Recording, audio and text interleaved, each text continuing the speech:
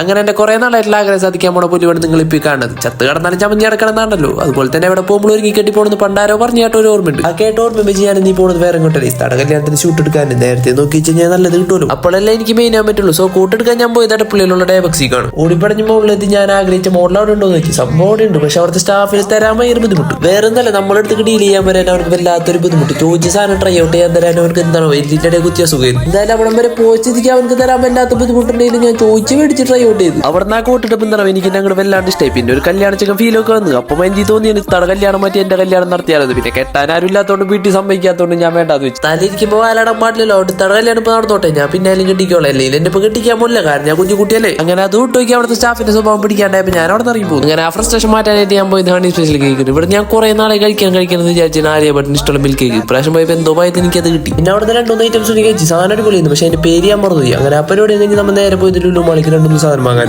നടക്കണ വഴിക്കുന്നോ. ട്രോളിക്ക് വല്ലാത്തൊരു സൈഡ് വലിയ. പിന്നെ നോക്കിയപ്പോൾ മനസ്സിലായത് എനിക്ക് ട്രോളിക്ക് വല്ല സൈഡ് വലിയ. എന്റെ താത്ത ഒപ്പം നടക്കണ്ടല്ലോ, അതിനൊരു സൈഡ് വലിയ. കാരണം എന്താണ്, സൈഡിൽ മിഠായിയുടെ സെക്ഷനെ അതൊന്ന് കാണത്തേക്ക് അതേപോലെ പോവല്ലെങ്കിൽ എല്ലാ ട്രോളിക്ക് വലിച്ചിടും. ഇതിനു വേണ്ടി നീ കൂടെ വന്നത്. കണ്ണേട്ടം വാങ്ങി തരുമ്പോഴേ ഇതിനൊരു സ്വാദുള്ളൂ. പേടിച്ചതൊന്നും പോരാന്ന് പറഞ്ഞിട്ട് നീ വേണമെന്ന് പറഞ്ഞിട്ട് മേടിച്ചെടുക്കാനുള്ള എക്സ്പ്രഷൻ ആണ് നിങ്ങൾ ഈ കാണുന്നത്. ഈ എക്സ്പ്രഷൻ വിട്ട് അവിടെ കേട്ടെ ഉള്ളത്. നേരത്തെ വീട്ടിൽ പോവാ. ഓക്കെ, ഫോളോ ചെയ്താൽ നാളെ കാണാം.